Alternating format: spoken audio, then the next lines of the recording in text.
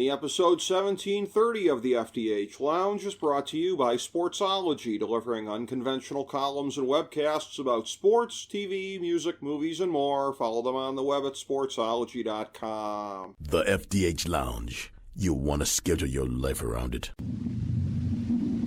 A long time ago, on a gloomy, wet Cleveland spring night, two men stand alone amidst the late-night drizzle. Their voices echo across the vacant station parking lot as they debate the merits of the great American radio show that have been missing for far too long. On that night, an idea was born. That idea became the FDH Lounge.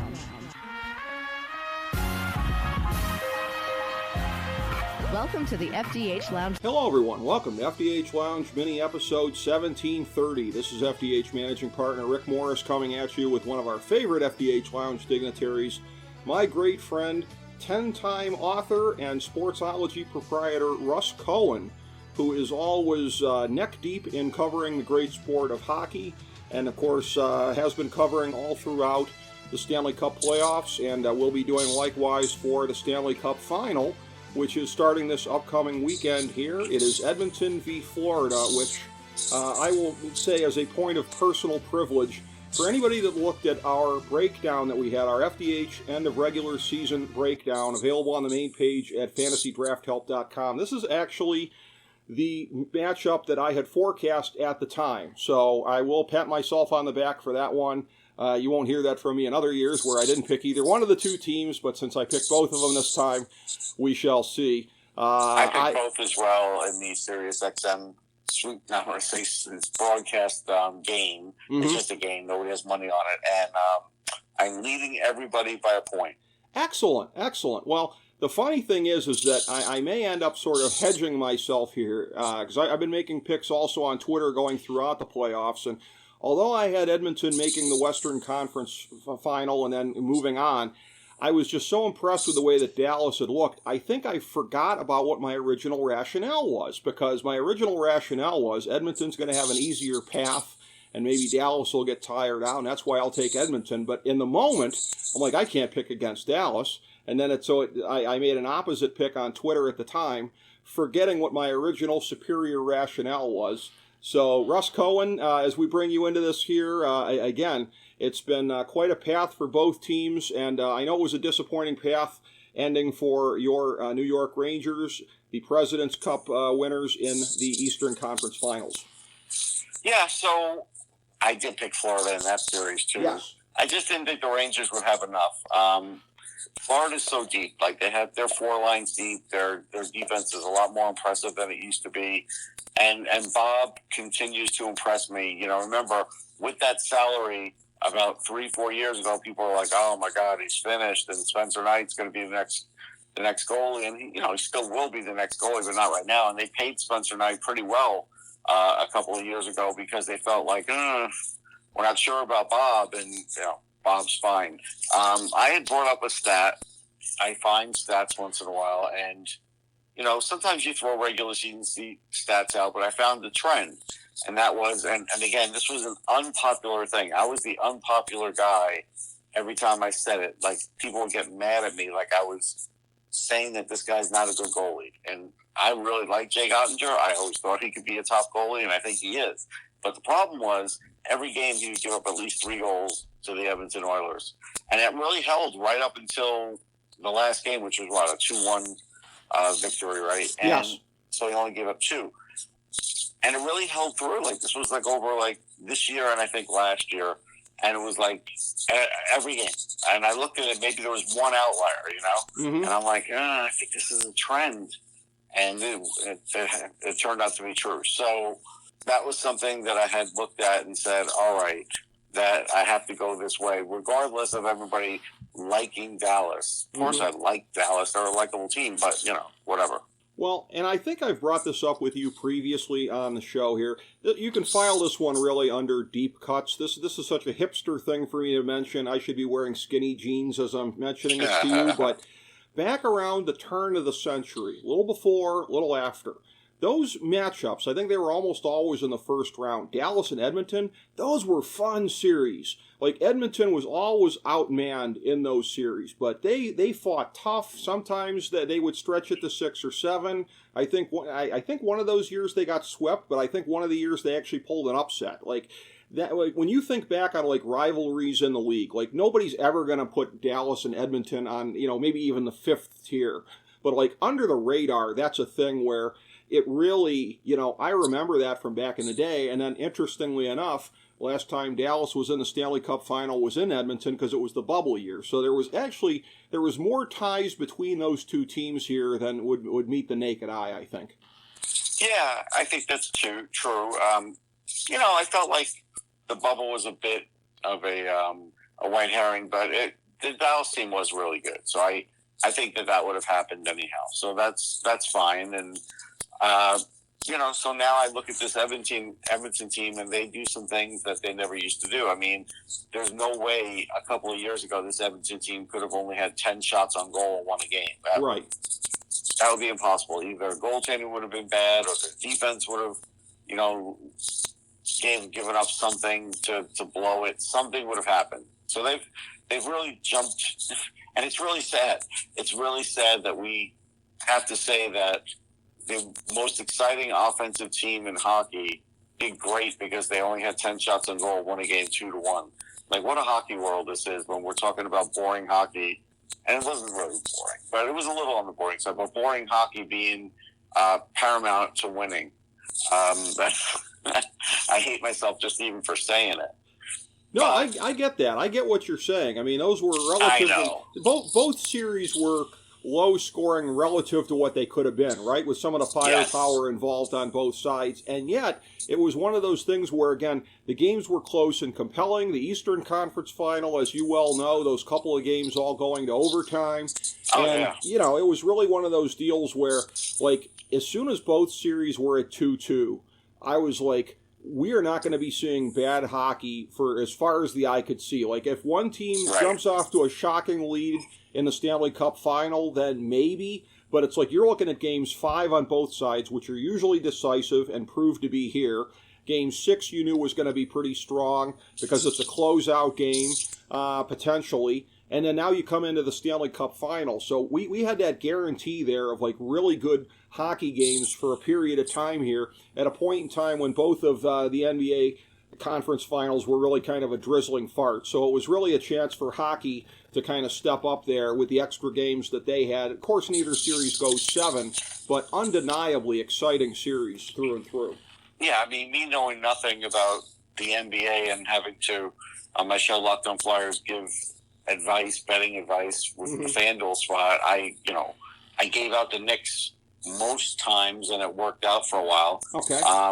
And then when that wasn't working, I went to the Celtics. Like, I didn't have to, know much. Yeah. And so with the NHL, it's a little dicier, a little harder to figure. And I think this cup's going to be harder to figure because it's odd. There's too many games in between, too many days off in between. They're going to travel like almost 2,500 miles if you're a media member. I'm not covering it this year. This is an odd year for me. Usually I cover the cup. So, one of those things didn't work out. So I look at it and I'm like, and trust me, and I hate these haters that will come out and say, oh, this is the worst case scenario for the NHL for viewership. And it's like, I don't care. Right. Like, I don't care. Well, they're going to be great games, first of all. Because, again, these are... You figure that, again, this is the way that I've been putting it here, as I've been sort of, doing a little bit of the humble brag with my friends about having picked the 2 teams here. I've been like, look, I think there was about 8 teams overall that had a realistic chance of being there. And I think the fact that I went against Dallas in the picks that I did in my bracket beforehand was because Dallas had a couple of those teams in their path, Vegas and then Colorado. I was right about that. I remember you went against Dallas is because you didn't like J.R. Ewing. But otherwise, I get it. Yeah, exactly. Screw that guy, Team Bobby. But as far as it goes, with that. And then Edmonton had the easier path, and it really kind of played out. But yeah, to this whole thing of like, you knew there was going to be that whole talk about, oh yeah, people are really going to care about Edmonton, Florida, because that's the same thing they said a year ago with Florida and Vegas. Neither one of those are traditional hockey markets. Right, At least Edmonton is. Of course, Edmonton won't figure into ABC's ratings. But again, no. you're talking about a couple of the Which best. Which is a weird thing. We should talk about that for just a moment. Yeah. A long time ago, I started to interview a guy named Bob Swatos, and he was a bigwig with the Buffalo Sabres. He was like their executive counsel, and he used to be on the inside of the NHL stuff. And when we talked about ratings and being up close to ratings, like you're in Buffalo and you get the bleed over for Canada. In this day and age, I don't know why they can't count it. It just seems odd to me. It's like, you're at the point where, like, what are you supposed to pretend that nobody from Canada is going to watch this just because you haven't been able to figure out a way to monetize it? Like, it's just stupid. Just show how many people are watching. Who cares? It shouldn't. I will say, it shouldn't always have to be about money to justify it. Oh, yeah. And they ought to have a combined ratings metric, I would say, between the two channels, U.S. and Canada. I would say, yeah, that would be a more accurate way of indicating what's happening here. And again, this is but the latest attempt of any of the Canadian teams since 1993 to break that streak of futility that's been going on since Montreal in 1993, one which, again, as you know better than anyone else, so memorably started the next year when Vancouver yielded to your New York Rangers in that epic Stanley Cup Final. And so Edmonton, this is their second crack at trying to do something about that. 2006, Edmonton and Carolina. We've had what's really been interesting is a couple of the times over the years when a Canadian team has tried to win it all and end that streak, they've been going up against the Sunbelt team and lost every time, and somehow that must sting even worse, I would think. So, again, that 06 Edmonton team, I was covering that, and UC Markkinen ended up becoming the goalie. Well, I remember him when he was a Ranger in the Stanley Cup. And again, so at the time, it was, an unknown guy, fairly unknown because Martin Gerber started the playoffs, and then you ended up with Cam. But that Carolina team was so much better than Edmonton. I mean, Edmonton had Pronger, and they had a few nice players, but they were never going to win that series. So it was almost unfair, like, for people to get their hopes up in that one.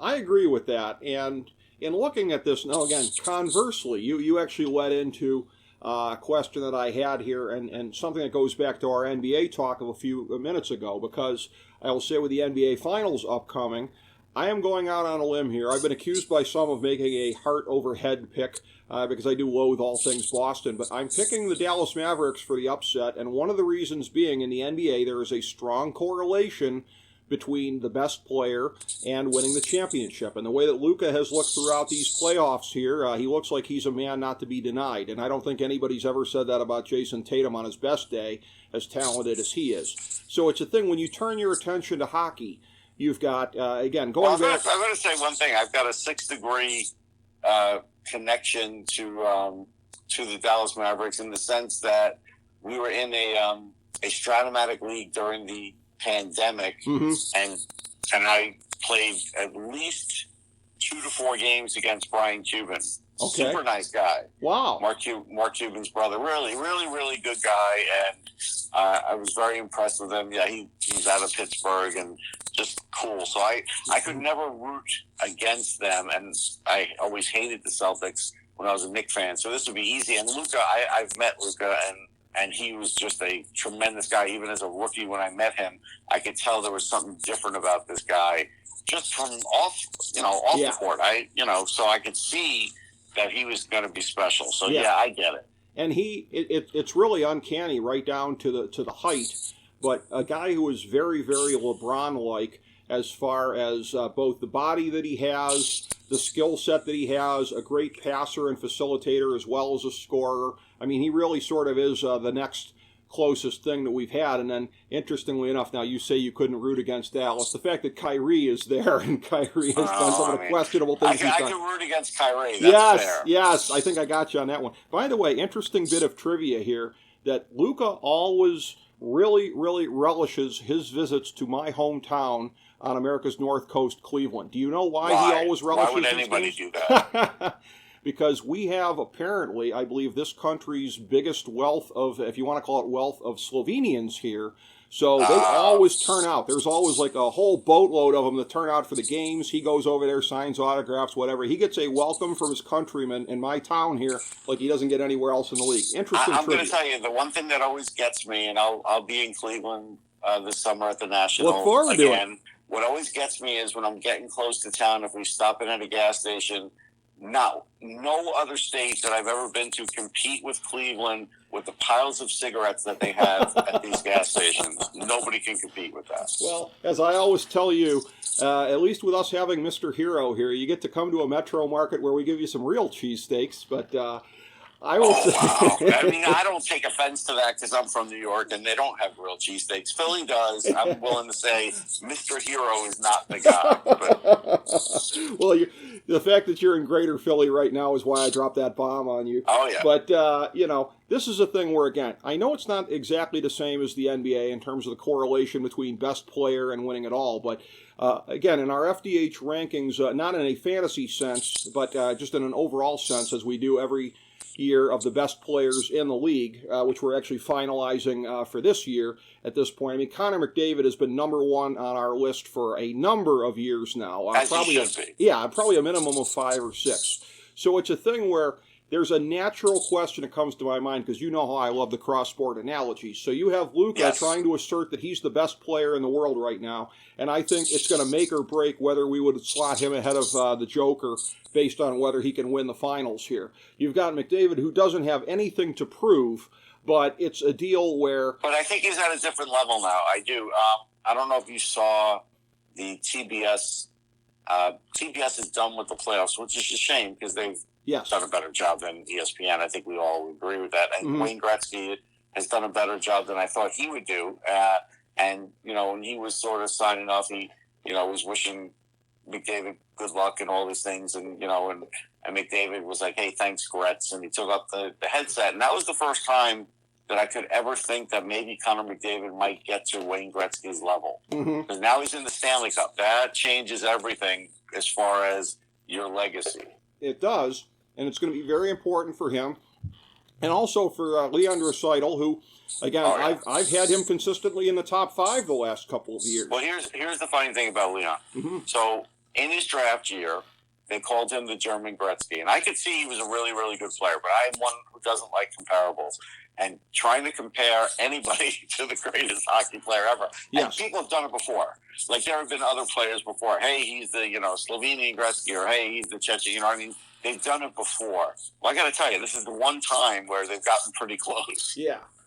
Well, and it's one of these things where, and again, you know me being from the North Coast, I always hate to put over anything from Pittsburgh, but I mean, the combination of those two guys, extraordinarily, now not in terms of styles of play necessarily or whatever, but if you're just looking at the way that two guys turbocharge a team, the only time I've really seen this in the 21st century is probably Crosby and Malkin. Crosby and Malkin, and I think Rantanen and McKinnon are there now. Okay, yeah, maybe Rantanen's gotten to that level, you're right. Yes. And that's where, because again, even with Tampa Bay, when you had the whole thing, as Nikita was shooting up the charts here, this is kind of when Stamkos, the last couple of years, he gets into his 30s. I'm not exactly sure that they were both at that level at the same point in time. They were sort of ships passing in the night a little bit, which sounds weird to say because they won 2 titles together and came close to a third. But, just to say how rare it is that you have, McDavid and Draisaitl both here at this level. You have, the emergence in there of Evan Bouchard. And I will say, FDH Lounge Dignitary Joe Lindway kind of busted my nuts a little bit before the playoffs, picking Edmonton. It's like, what makes you think their goaltending is going to be good enough? And I basically was like, if you don't think Stuart Skinner is better than what they've had the last couple of years at the very least, then you really haven't been paying attention. And that's the whole thing, too.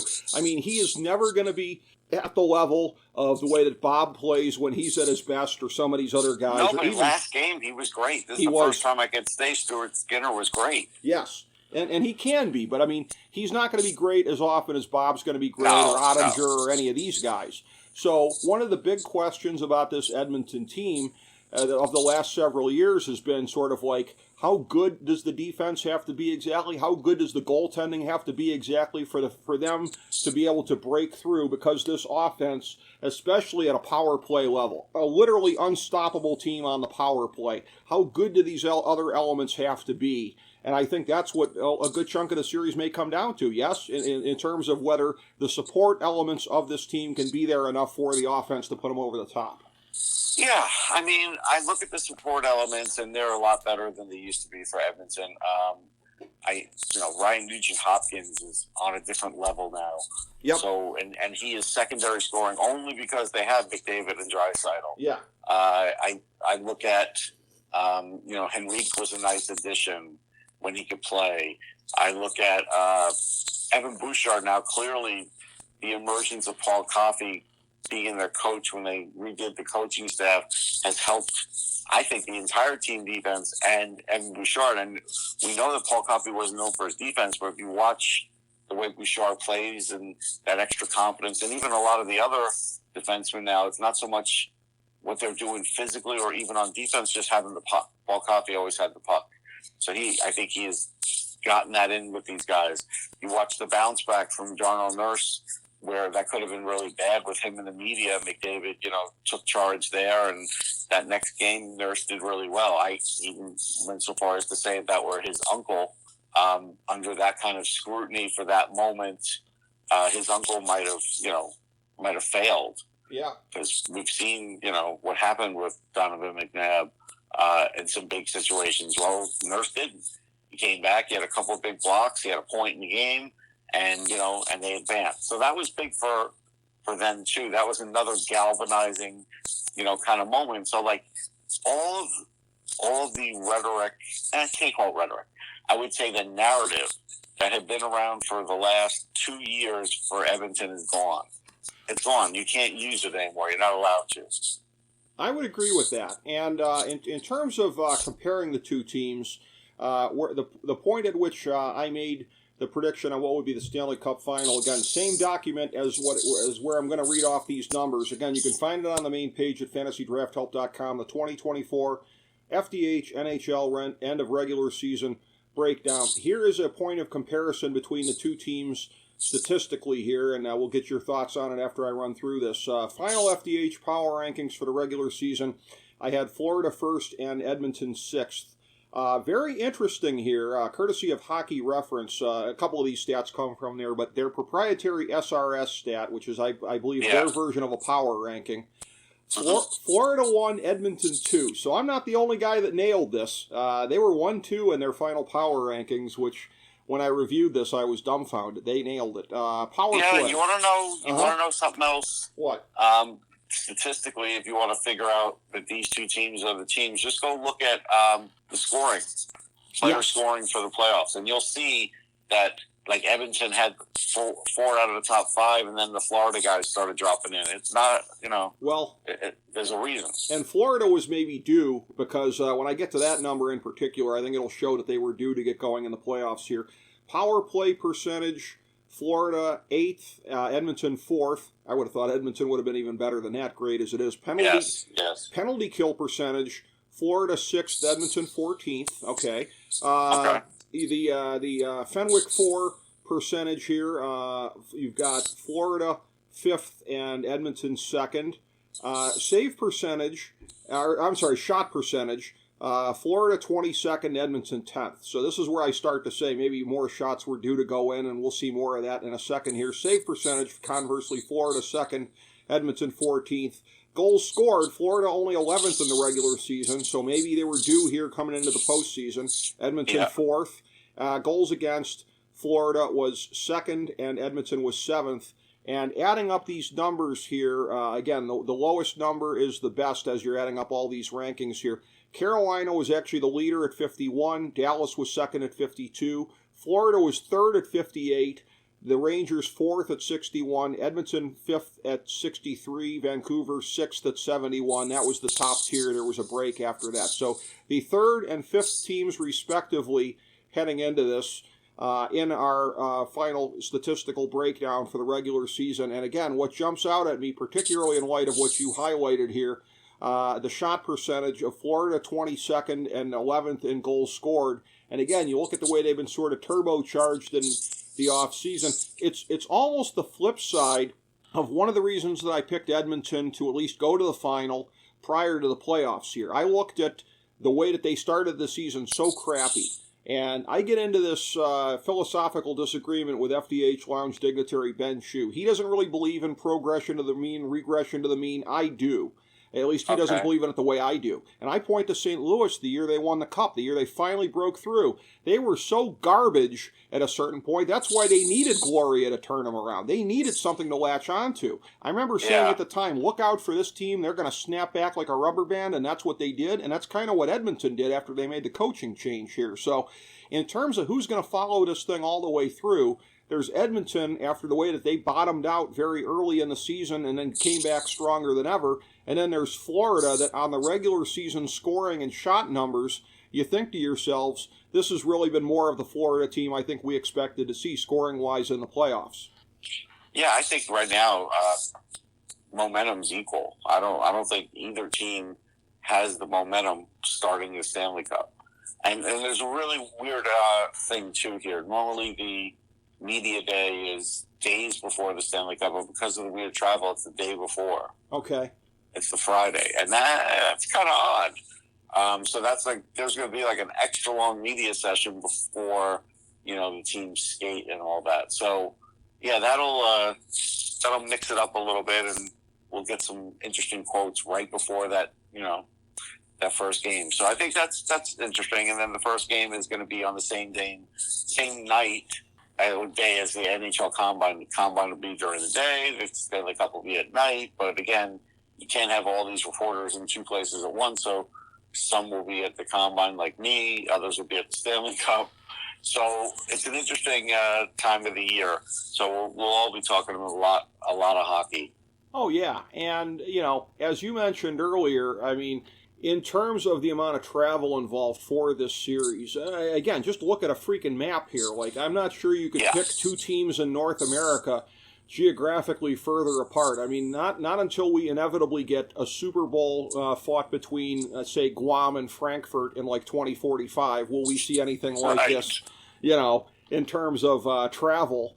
And the Guam team will be formerly the Jaguars, right? I just want to make sure I got that right. They might be. I hope Tony Khan is out of his neck brace by then. Get well, Tony. But, I think I had to work that in there. But as far as it all goes here, the way that the travel is going to play on these teams, they're both going to come in for it's very, very weird to me that, and this has to have something to do with the fact that ABC has both the NBA Finals and the Stanley Cup Final this year. That has to be the way that they're staggering the games for each of these here, because I remember thinking yeah, of course, and ABC is going to give more credence to the NBA over the NHL. Yes. That's just, and I'm always going to be inevitably annoyed by that, but that's just reality. Well, sure. So it's a thing where it's odd to me that you've got a 6-game conference finals on both sides, wrapping up Saturday and Sunday, and then game one isn't until the next Saturday. I mean, that's kind of a long stretch there. So, again, you have two hard-fought 6-game series, but theoretically, teams would be fresh as a daisy as though they'd only gone 4 or 5 games because of the stretch between then and how long it's going to take to get to the actual puck drop of final game one.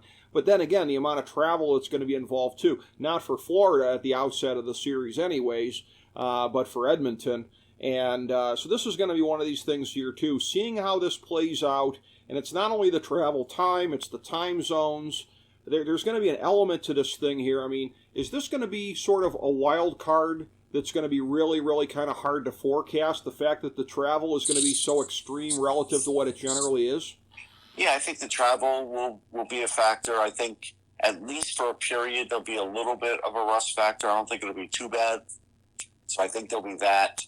I think there'll be some media issues where you might see some craziness because the Canadian media will just do whatever they need to do to basically get Edmonton's name out there. Not that they're pulling for Edmonton or anything, but they'll just overcover them. And so as a result, I think you'll see some of that too.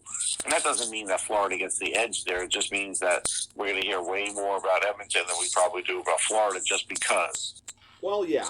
And that's the way that it goes because, again, they've got, the very, very decorated dynamic duo we spoke of earlier. Meanwhile, yes, with Florida here, again, a lot of firepower and more evenly distributed, but a lot of big studs here, starting with, of course, the franchise player Matthew Tkachuk, but not too far behind Sam Reinhart breaking through with 57 goals this year.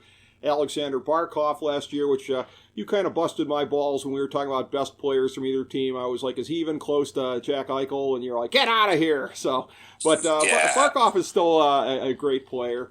No, he is. Right now in the playoffs, he's the best center in the playoffs. Oh, yeah. He's been going great guns. Carter Verhaeghe. And really, a lot of these guys playing. Verhaeghe, just an unbelievable story. I mean, the way they got him, just crazy. Oh, yeah. And all of these guys in their prime years here, too. Sam Bennett, similarly. And remember, just because I mentioned the Combine, Sam Bennett couldn't do a pull-up at the Combine, which, of course, means nothing, but really can punch somebody in the face or play some great physical hockey, man. He's become a guy you don't want to be near. Well, yeah, I mean, 100 penalty minutes tells you all you need to know. And I was having a discussion with somebody about this today, FDH Lounge Dignitary Joe Lindway, and we were talking about this, and he was raising the point to me about, again, you go back 2 years to when Florida kind of blew it with the President's Trophy, and they end up making the trade to bring in Tkachuk here, right. And they're so much tougher and grittier than they are now. And Lindway, like you, a Rangers fan, was bemoaning that because he was like, the Rangers need some of that, and you saw the difference between the teams there. Yeah, but it wasn't going to be like Matt Rempe bringing it, like some Ranger fans thought. It's you have to do it in a different way. Yeah. Florida doesn't only just play physical. Right. What they managed to do with the Rangers was when the Rangers would get the puck over the blue line, they already were in their spots to kind of bottleneck up the middle, and really the Rangers, like even Kreider, could not really get to the net, and everything was from the outside. And they're going to do the same thing to McDavid, and so I believe that right now is the biggest factor is Edmonton's offense going to be able to break that. Yeah, I mean, because again, people talk about, and justifiably so, a very, very disappointing series for New York's franchise player, Panarin. It really, really was. But it's one of these things where you look at it and you think on some level you can extrapolate to what that's going to be like here. But again, Connor McDavid, much like a Victor Wembanyama in the NBA, the laws of physics don't necessarily tend to apply to him. So it's one of those things where we can extrapolate nothing from what was done to Panarin and Kreider and some of these other guys here. That, to me, is going to be one of the biggest X factors of the whole thing here. And when you talked about that before, as far as McDavid's, opportunity to basically go Gretzky, so to speak, I mean, if he can, they're going to win this series. If he can't, are they going to just come close but fall short? It seems like there's so much that's on his shoulders heading into this thing here, really. I mean, Draisaitl maybe to a certain degree also as a top 5 player in the league, but it's like this whole thing of like what Florida can do and the way that they kind of dictated the terms of the series in the end. Can this be applicable to the 2 megastars they're going to be playing against wearing the Oilers jerseys? Like most big things like the Cup, and today I was asked on SiriusXM my most memorable Stanley Cup, and of course, I know he wants me to say 94, but it was 2003 because I really, I covered that Cup. It was that Game 7 was a little boring, but it took a mountain for me to get to that Game 7. And Mike Rupp scores the game-winning goal. I didn't know who Mike Rupp was. Uh-huh. I was like, who the hell is this guy? Yeah. I've been covering the Stanley Cup. I don't even know who this guy is. So that took me by surprise. To actually have a cup winner scored by a guy that, was barely an NHLer at the time. Yeah. So it's always going to be somebody else. It's usually not going to be those flashy guys. And so, I do kind of peek around and do look at a team and see what the lineup looks like and who those guys might be. And I think Florida's got more of them. They do. They've got this thing on depth. They've got this thing on grit. And, again, defensively, again, as we said, Edmonton has made strides. Boy, have they in the last couple of years, and certainly in net. And the question is to whether this is going to be enough, basically, here in the end. Again, Florida seems to be the betting favorite in a lot of quarters, and I can kind of understand that. And I got to say, again, Edmonton was my pick coming into the playoffs, but as I did on Twitter in the Western Conference Finals, I do feel free to reverse myself as I did to the negative by picking Dallas, by second-guessing myself when I shouldn't have. And I'm on the verge of second-guessing my Edmonton pick here, but I first want to hear what you have to say about it, Russ. Look, both teams have a fighting chance, no question about it. I don't think it's going to come down to 7. I think the journey might have been too much for both of them in the sense to last this one for 7. And I do think Edmonton's going to have to hang with the physicality. And I think they can for the most part. I'm looking at it, and that last series, Florida beat the Rangers, and really Matthew Tkachuk was not the offensive factor we thought he would be, but he did everything else. He's a great leader. He might be the best leader right now left because he was saying all along exactly what his team was going to do, exactly how they're going to do it, and they did it. And so I believe in him. I believe in him being able to rally his guys. I believe in Bob. I've known Bob really since he was a rookie goalie with the Flyers. And, because I knew his interpreter, I used to get a lot of information about how Bob trained and just what he was thinking at times, things that the media wouldn't get and I wasn't going to post. And so, right now, this is the best mentally I've ever seen Bob. His offensive gifts are there. Right? He's won Vezina's. But this is the best I've seen him mentally. And so that's the edge that I don't think Stuart Skinner has.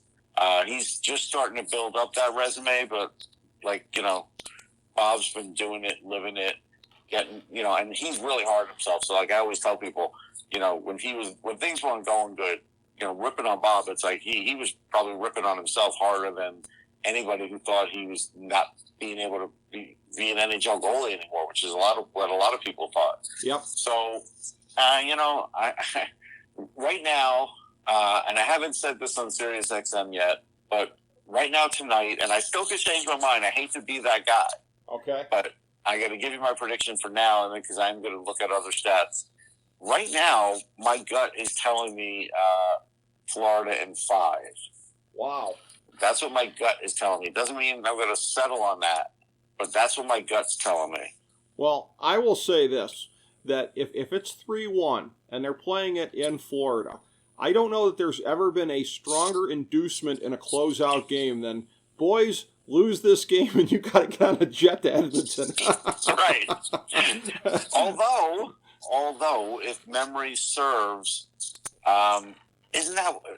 didn't Boston have to get on the jet to go to Vancouver to win, right? Yes, I think so. Yes. Yeah. So that was a long distance between the two. And by the way, too, before anybody would mention to us, well, Florida had to go different time zones last year with Vegas. Yeah, you're not exactly flying straight across, but much closer to straight as opposed to the wild diagonal to get all the way up to northern Alberta.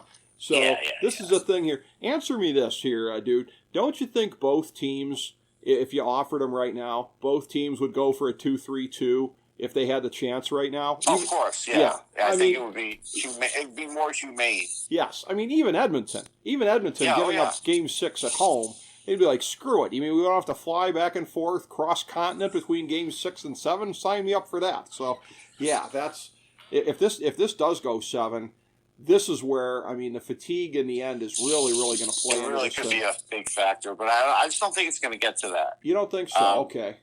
No. All right, I'm going to say at this point here, I'm not going to say 5, but I'm going to say Florida in 6. I think they got to get on the jet. I think they got to go to Edmonton. I think they got to get it done. And once again, our frozen brethren to the north get it rubbed in their nose by having a Sun Belt team take the cup while their streak would now reach 31 years of futility. And again, well, I will say it in more gentler terms. There are silly people out there that want to pick on the Sun Belt, and I think it's way too far down the road to do it now, considering the wins that have come out of the Sun Belt, especially with Tampa. So that shouldn't be a factor anymore. It should never even get mentioned ever again. Yeah. Well, the media is going to do what the media is going to do, but of course, you're right about that, and that the Sun Belt has been home to some of the best teams of the last 31 years, and that's why the record has shown the way that it has. But this is one of these things here. Speaking of silly people, will we see folks in Alberta debasing themselves as they did in 2004 and 2006? 2004, when you had a strong contingent of Oiler fans rooting for Calgary. 2006, when the Flame fans, a lot of them returned the favor. We won't see Flame fans stooping to that level here just to get a Canadian championship, will we? I hope not. No. Forget who you hate. No. Forget who or remember who you hate, I should say. Don't forget who you hate. That would be like, I've compared this to, as much as I joked about before, when the NFL goes truly global. Let's say the NFL goes 31 years without an American Super Bowl team here. Would there be people in Cleveland that would be rooting for the Steelers to end the streak? I think not, no matter how patriotic anybody is. So when those fans in Canada were doing that those years, I was just like, what are you doing? You're humiliating yourself. So I hope that the people of Calgary have as much fortitude as you believe that they're going to have, Russ, and that they won't stoop to that, and that they'll remember who their natural hated rivals are. But yeah, I think they will. I mean, again, one of the best Stanley Cups that I covered was the 2004 when Tampa beat Calgary, and we had that great fight too. What was it, Iginla and Vinny LeCavier, right, in a Stanley Cup? You don't really get fights in the Stanley Cup, but it wasn't a staged fight. This was just like we hate each other fight. That was a tremendous Stanley Cup. Just tremendous. Oh, it absolutely was. And one of these prototypical Sun Belt v. Canada ones here. Let's not forget 07 with Anaheim and Ottawa. Yeah. And again, we've kept getting these over and over and over again over a period of time. It's been a while since we've had one, although there was Tampa-Montreal a couple of years ago, but Montreal making it was just a fluke of the pandemic, I think.